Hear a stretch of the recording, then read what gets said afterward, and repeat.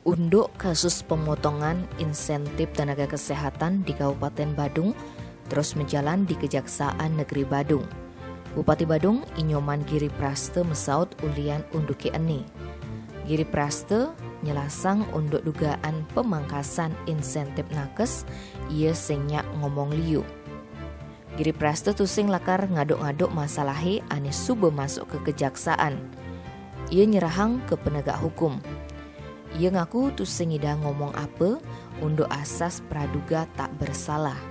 Apa buin masalahe ane sube ada tim ane nanganin.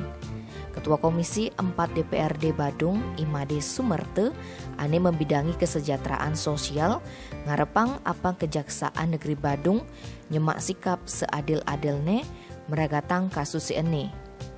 Untuk pemotongan insentif tenaga kesehatan, awalnya pesu uli Pusat Kesehatan Masyarakat ane ada di Badung. Kabarnya insentif tenaga kesehatan keterima buin mepotong, padahal pipesne sudah mengirim ke rekening penerima.